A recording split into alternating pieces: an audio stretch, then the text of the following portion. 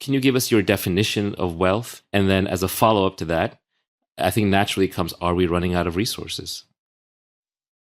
Wealth is not a number. I don't think it can be characterized very well by a number. It is a set.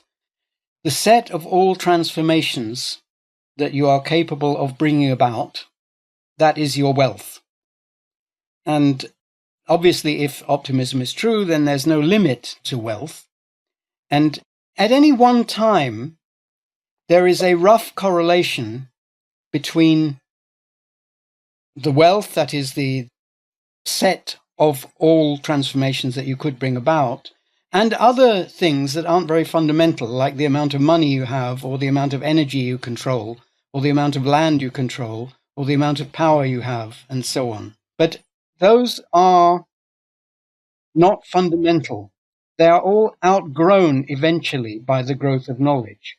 So at the moment, if you have a lot of gold, you can bring things about by exchanging the gold for knowledge that other people have. If you want a painting of yourself, you can hire a painter to make the painting of yourself, even if you couldn't. But in the long run, gold won't do that, because in the long run, some other knowledge that is growing will be able to get gold from an asteroid, and then gold will become cheaper and cheaper and cheaper, and artists will no longer accept gold. Ultimately, what they will accept, and it's also true today, because the economy is a rather imperfect way of accounting for knowledge creation. It's true that it's rather imperfect, so people can acquire money and power and so on, sometimes without creating much knowledge. But again, in the long run, that is not true. So in the long run, the only thing you could pay the artist with would be more knowledge, kind of knowledge that he's not good at creating. And I love how deep this explanation is. I love the reach of it, because it also applies at the civilizational level. As a civilization figures out how to make more and more transformations, everybody gets wealthier. Wealth is a byproduct of knowledge. And because we can do anything and figure anything that's not constrained by the laws of physics, that wealth is unlimited, just like knowledge is unlimited. And even things that before were not considered wealth, we can transform into sources of wealth through new knowledge. So this idea has tremendous reach, much deeper than I think even just the first definition would imply if one thinks it through.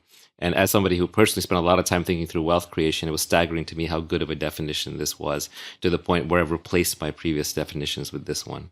Yeah, that's nice to hear, yeah. When you have an idea, let's say you're a geologist or something, you have an idea about geology, suddenly your idea has converted some rocks into a resource. And you haven't even touched it yet. The rock has been converted into a resource without anyone ever touching it. Just the idea in the mind of somebody has converted the rock into a resource. I mean, I've just mentioned asteroids. Somebody thought of mining asteroids. Nobody's mined an asteroid yet, but they have already made asteroids more valuable just by thinking of that. Yeah, it's like a solar power is basically a set of ideas that converts sunlight into an energy resource for it that's usable by humans. Before, it was only usable by plants through photosynthesis. The discovery of fire turned wood into a resource. Nuclear fission turned uranium into a resource. And so resources are things that we create through knowledge, rather than some finite, static, fixed set of things that we burn through and abuse and use up. Yes, and before anyone had those ideas, the objects, the physical objects in question, obeyed the hierarchy rule. But as soon as you have that knowledge, it was the other way around.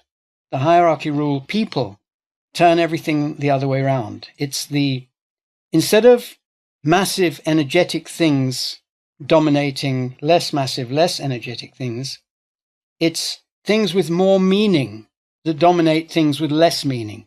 Things with more knowledge dominate things with less knowledge, or, hopefully no knowledge, because we don't want to dominate people.